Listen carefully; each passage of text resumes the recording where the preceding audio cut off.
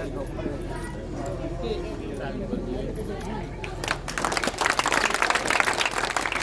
आदरणीय तारकिशोर बाबू मुखिया जी को भी करेंगे, अब बुलबुल जी मुखिया जी को भी करेंगे सम्मान।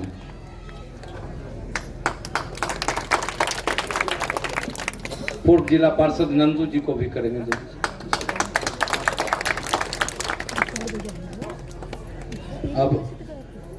अब तारकिशोर बाबू से आग्रह है और अपन रोजगार अपना से खोजे।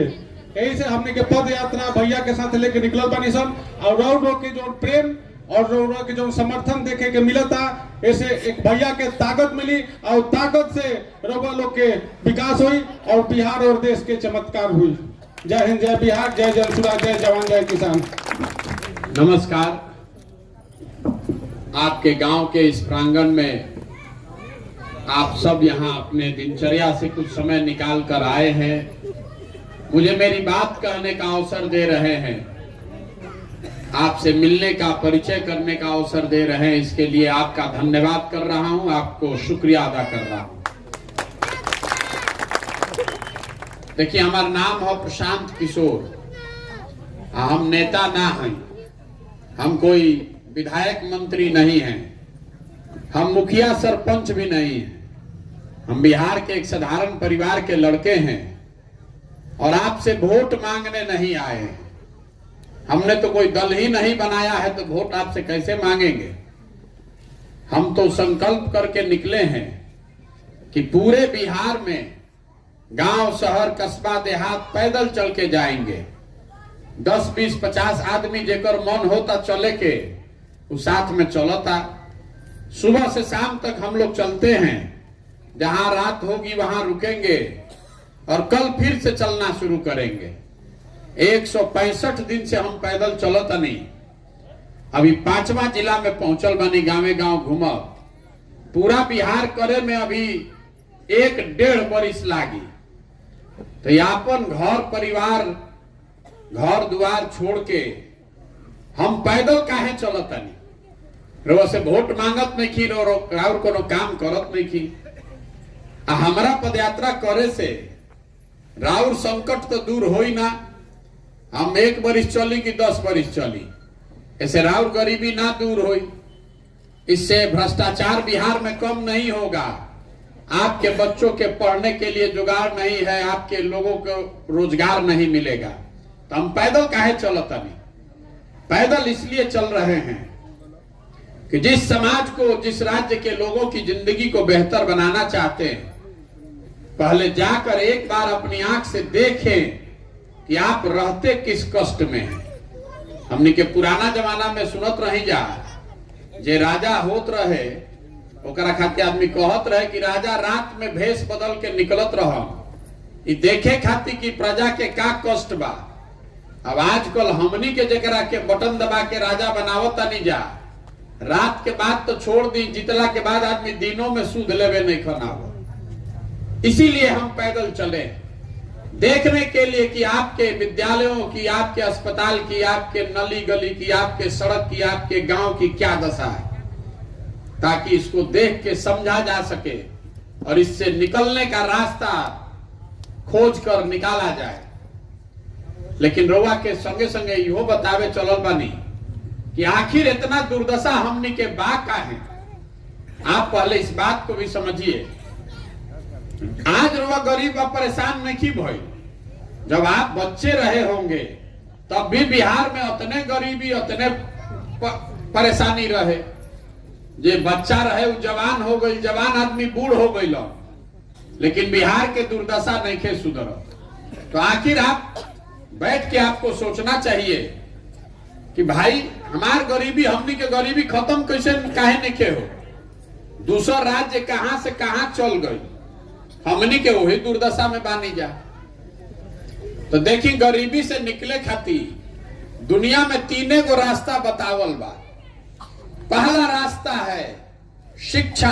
अगर आपके बच्चों के लिए पढ़ाई का व्यवस्था होता बिहार में, लइकन के पढ़े के जुगाड़ रही, और लइका पढ़ लिख के नौकरी करे लागी, तो उसे गरीबी से निकल सकत रही। दूसरा रास्ता है अगर पढ़ाई नहीं भी किए हैं, खेती लायक जमीन होके रवा भिजू तो खेती किसानी करके रवा गरीबी दूर कर सकता नहीं। आ तीसर रास्ता बाकी दोनों नहीं खे, अगर पैसा होके तो पैसा होई, पूंजी होई तो दुकान दौरी व्यापार करके आगे बढ़ सकता नहीं। तो बिहार में ज्यादातर आदमी के पास ये तीनों में कुछो नहीं है। राउर लड़का पढ़े जाता रसन तो पढ़त नहीं खसन, पिलुआ वाला खिचड़ी खा के घरे चला होता रसन। तो जब राउर लड़का पढ़ते नहीं थे तो मजदूरे न बनी भाई। कोई मान ली पढ़ लिख के कॉलेज में पहुंचियो गई तो कॉलेज में जाके लड़का पढ़त नहीं खसन, 3 वर्ष के डिग्री 5 वर्ष में जाके ले आई तो स्कूल में खिचड़ी बटाता आ कॉलेज में डिग्री बटाता। तो राउर लड़का जो डिग्री लेके निकली, खिचड़ी खा के निकली तो मजदूरे बनी, वो डॉक्टर इंजीनियर कलेक्टर ना बनी। दूसर बात जे खेती करता, बहुत आदमी कही भाई हमरा पढ़े से नहीं के मतलब हमरा जमीने रही।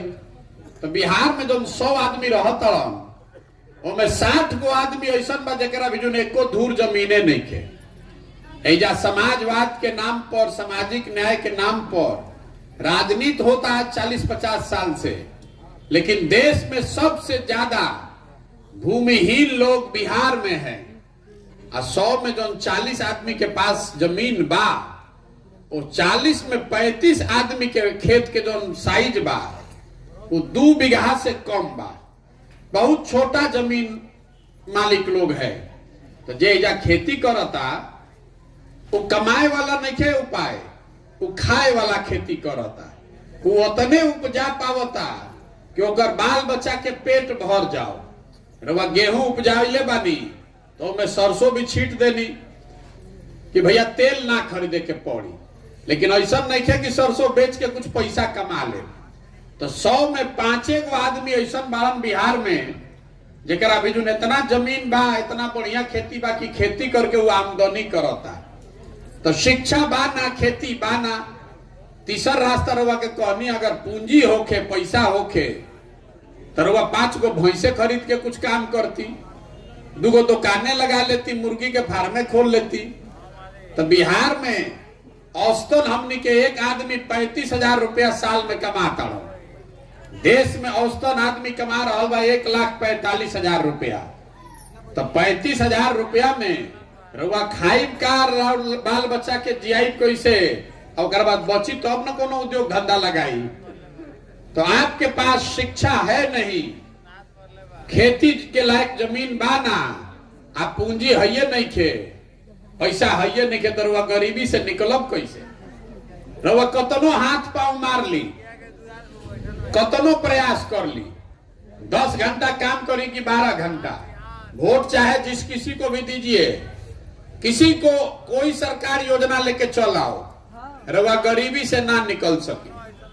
जब तक यहाँ लोगों को पढ़ने की अच्छी व्यवस्था नहीं होगी, जब तक खेती को खाए वाला ना, कमाए वाला ना बनावल जाई, और जब तक आदमी के बैंक से कर्जे देके हाथ में पूंजी के व्यवस्था ना कइल जाई, तब तक एजा से गरीबी खत्म ना हो सके। तो इतना बात रुआ इतना जुटल बानी जा। अब रुआ से एगो सवाल पूछो और फिर रुआ पता चली कि हमनी के दुर्दशा काहे बा। रुआ बताई कि बिहार में और कुछ होके चाहे ना, लइकन के पढ़े के तो व्यवस्था होके के चाहे ना भाई। सबके बोले के बा, हाथ बुलरी नहीं खेला के मुंह से बोले के बा, ताली नहीं खे बजावे के पूछो तनी बताई कि लइकन के पढ़े के व्यवस्था होके के चाहे कि ना होके के चाहे। फिर सोच के बताई भैया, लइकन के पढ़े के व्यवस्था होके के चाहे ना। तो सब आदमी एजा अपना अनुभव से ये बता रहल बा कि लइकन के पढ़े के व्यवस्था होके के चाहे, कम से कम इतना तो होके के चाहे। तो अपना अपना लइकन के नाम पर ईमानदारी से बताई कि कभी जिंदगी में रउआ लइकन के पढ़े खातिर, शिक्षा खातिर वोट देले बानी? कोई देले भाई जा? तो देख ली यही हमने के दुर्दशा के कारण बा। नेता रउआ के क्या बताई, रउआ सब के इजा सभा में मालूम बा कि लइकन के पढ़े के व्यवस्था होके के चाहिए, लेकिन वोट ऊपर रउआ ना दे। तो रउआ सुधरी कैसे? बिहार में आदमी के लइकन के कुछ समझ होके चाहे ना, राजनीति के खूब समझ बा। जहां 4 आदमी बैठी वो राजनीति बतियाई, घर में, दलान में, खेत में, खलिहान में, चौक चौराहा पर, चाय के दुकान पर, जहां 4 आदमी बैठी तो यह बतियाई कि बिहार में कितना भ्रष्टाचार बा। एजा पढ़े के व्यवस्था नहीं खे, अस्पताल नहीं खे, खेत में पानी नहीं खे, बहुत परेशानी में सब जियोता, नाली नहीं खे, गली नहीं खे, 2000 के धान रुआ 1500 में बेचता नहीं, 277 के यूरिया 500 700 में खरीदता नहीं। इस सब बात रुआ पहले से पता बा, कोई नेता के में जरूरत नहीं खे। लेकिन जहिया वोट होई इस सब बात भुला जाए।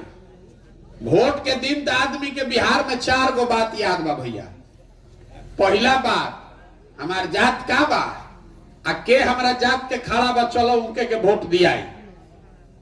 जिन जात से बच गई ओकरा के हिंदू मुसलमान भारत पाकिस्तान को के वोट लिया था।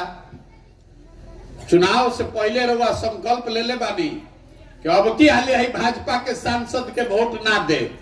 तो 5 वर्ष मुंह नहीं कम देखले, लेकिन चुनाव के 10 दिन 5 दिन पहले हल्ला होई, ए भाई सब हिंदू एक हो जा, मुसलमान ना जीते के चाहिए, पाकिस्तान के सबक सिखावे के बाद। कोई में गलती से पूछियो दिलस भाई काहे दिहल जाई, आदमी कहता ऊपर देखो, ऊपर मोदी जी के देखो, तू है नली गली में जुराइल बड़ा, जल्दी चलो भाजपा के वोट दो। तरवा जाके धर्म के नाम पर, भारत पाकिस्तान के नाम पर वोट दे देनी। जे दोनों से बच जाता तो कहता कि जाए दी भैया, हमने के कतनो दिक्कत बा न, तो जन हो अपराध वाला जंगल राज रहे ऊ ना चाहिए। हमने के कतनो संकट में बानी जा, जन अपराध वाला राज रहे उनमें 4 बजे आदमी भागत रहन सरे खेत छोड़ के, तो ललटेन के डर से आदमी जाके भाजपा के वोट दबावता। और चौथा, हमने के मुसलमान भाई लोग बा, ये लोग बता रहल बा कि ए भाई हमने के जी ही जा चाहे मरी जा, भाजपा के ना वोट दियाई। भाजपा तो मुसलमान विरोधी पार्टी बा। तो भैया बिहार में बचल के, बिहार में तो 2 गो दल बा, एगो मोदी जी के भाजपा, एगो लालू जी के ललटेन। नीतीश कुमार बेचारे के तो पते नहीं थे कि कब ललटेन पकड़ के लटक गई है ना कब कमल के फूल पर बैठ के पकड़े लगी है। तो मुसलमान जो है वो कह रहा है कि भाजपा को दे नहीं सकते हैं, तो ललटेने बा, ललटेने के वोट दियाई। जितना आदमी रउआ सब बानी जा, हमारा से तो अनुभव ज्यादा बा। तो रउआ सोच के बताई कि यही 4 चीज पर वोट दिया था बिहार में। तो जब यही 4 चीज पर वोट दिया था तो काहे के अपन माथा रुआ पीटता नहीं, हमरो समय बर्बाद करता नहीं। क्यों हल्ला मचा रहे कि भ्रष्टाचार है, क्यों हल्ला मचा रहे कि पढ़े के व्यवस्था नहीं के। अरे जब रउआ जानता नहीं, हम जानता नहीं, तो सब नेतो बिहार के जानता कि बिहार के जनता कतनो बतिया ले, हंस के गा के गरिया के भोटवा यही 4 चीज पर दिहन जा, जयन जा कहा। यही से ही हमने के दुर्दशा बा, यही से पैदल चलल बानी लोग के बतावे खातिर कि मेरे भाई अगर आप अपना और अपने बच्चे का चिंता नहीं कीजिएगा तो कोई नेता कोई दल राउर चिंता ना करी। रउआ बुझाता अभी जेकरे के माइक देव तो सबे कही कि नेताजी हमारा के ठगत आड़। हम रउआ कहता नहीं कि कोई नेता रउआ के ठगते नहीं के। अगर नेता ठगी तो 1 बार ठग ली, 2 बार ठग ली, रउआ 50 बरिस से अगर ठगाता नहीं, एकर मतलब बा कि कुछ गलती हमनी के अपने में बा। देखी जौना बात पर रउआ वोट देता नहीं, वो कम चाहे ज्यादा रउआ मिलता। रउआ वोट देले बानी जात पर, तो जात के चर्चा बिहार में हर जगह होता कि नहीं के हो। पकौड़ियों खाई जाता नहीं तो जो जाते के बात होता। आपने वोट दिया है 5 किलो अनाज पर, तो कतनो बिहार में चोरी भ्रष्टाचार बा, तो 1 किलो काट के 4 किलो अनाजवा मिलते बा। रउआ वोट देले बानी राम मंदिर बनावे खातिर, तो 30 बरिस बादे सही, लेकिन अयोध्या में राम मंदिर बनते बा। रउआ वोट देले बानी मोदी जी के 56 इंच के सीना देख के, तो मोदी जी के सीना फूलल हमनी के रोज लौटते बा टीवी पर। तो जौना चीजवा पर वोटवा दे उहे न मिली, जो बोइएगा वो काट रहे हैं। आप जिस चीज पर वोट दे रहे हैं वो आपको मिल रहा है। आप शिक्षा के लिए, रोजगार के लिए, अपने बच्चों के भविष्य के लिए वोटे नहीं कर रहे हैं तो सुधरेगा कैसे? यही बताने के लिए गांव गांव जा रहे हैं, वोट नहीं मांग रहे हैं, आपसे हाथ जोड़ रहे हैं कि जगिए, अपने वोट का कीमत समझिए। गांधी जी ने आपको बताया कि स्वराज आपका अधिकार है। गांधी जी ने आपको यह भी बताया कि सुराज आपका अधिकार है। अच्छा राज हर जनता का अधिकार है। आपके वोट का कीमत 5 किलो अनाज नहीं है, आपके वोट का कीमत नाली गली नहीं है, आपके वोट का कीमत है सुराज, आपके वोट का कीमत है आपके बच्चों का भविष्य। और आप बिना जाने समझे हुआ वोट देता नहीं तो सुधरी कैसे? बिहार में हर घर से हमनी के जहां जाता नहीं जा, गांव के गांव लइकन से खाली हो गई बा। सब आदमी जाता बाहरी मजदूरी करे। काहे जाता मजदूरी करे भाई? बाहर से कोई आके जा मजदूरी करता 10,000 15,000 रुपया खाती। राउर घर के लइका, राउर सवांग जवान आदमी एजा से जाता बाहर मजदूरी करे। बड़े बड़े शहरों में कोई तमिलनाडु जाता, कोई दिल्ली जाता, कोई बॉम्बे जाता, कोई गुजरात जाता। जो लड़का जाता सन वो छोट छोट कमरा में 4 गो 5 गो लड़का रहता है। जैसे भेड़ बकरी के तरह आदमी कोचा के जाता ट्रेन में, और जब गईला के बाद छोट कमरा में रहता 4 गो 5 गो, 12 घंटा 14 घंटा काम करता है तो उसको 15,000 मिलता है, रुपया 20,000। वो जा खा पी के पेट काट के उपाय करता तो 6,000 8,000 रुपया घरे भेजता कि हमारे बाल बच्चा खाओ। और वह से पूछता नहीं कि वोट काहे देनी है, तो वह कहता नहीं का करी भैया, गौवा में सब देते रहे तो हमू दे देनी है। अरे रउआ घर के आदमी आपन जीवन बर्बाद कर रहा बा 6,000 रुपया खाती, 8,000 रुपया खाती, और रउआ वोट ऐसा ही दे देता नहीं। और ऐसा ही दे दे तो रउआ ना भोगब तो हम भोगब। ये बात आपको समझ में आना चाहिए ना। जेकरे से पूछी वो नेते के गरियावता कि नेता जाति करता, ये सब जाति नेता फैले बा। नेता कहाँ कोई जाति फैले बा? कोई नेता यहाँ जात का राजनीति नहीं कर रहा है। हम आपको बता रहे हैं, आपका ये मन का भ्रम है। देखिए रउआ से पूछो अभी कि जात के राजनीति बिहार में क्या करता, तो बहुत आदमी तुरंत कहें कि लालू जी जात के राजनीति करता हो। हम रउआ कहता नहीं कि लालू जी जात के राजनीति कभी करते ही नहीं है। लालू जी जात के राजनीति कहाँ करता हो? लालू जी कहाँ कहता कि यादव समाज में जो सबसे काबिल आदमी बा वह बिहार के मुखिया बनी, और सब यादव जी भाई लोग आप लोग हमको वोट दीजिए, लालटेन को वोट दीजिए। लालू जी नहीं खम न कह, लालू जी कहता कि हमार लड़का बिहार के मुखिया बनी, और सब यादव जी भाई लोग आप लोग लालटेन को वोट दीजिए। लालू जी अकेले नहीं खम, मांझी जी ये कहता, कोनो चौबे जी बालन, पंडित जी बालन तो ये कहता, कोई राजपूत के नेता बा तो ये कहता, भूमिहार के नेता बा तो ये कहता, कुशवाहा महादलित के नेता बा तो ये कहता कि हम रह, हमार लड़का रही, हमारे जात के कुल आदमी तू लोग वोट हमरा के दो जा। तो नेता तो अपनी राजनीति कर रहा है, अपने परिवार की, अपने बच्चे की राजनीति कर रहा है। जात में आप उलझे हुए हैं, नेता जात का राजनीति नहीं कर रहा है। तो आपको यही समझा रहे हैं कि अगर नेता अपन लड़का के चिंता करता तो वो जागी अपन लड़का के चिंता करी। वोट जब दियाता तो कोई रवा से देश के नाम पर वोट लेता, कोई राष्ट्रवाद विचारधारा के नाम पर वोट लेता, कोई जात के नाम पर वोट लेता।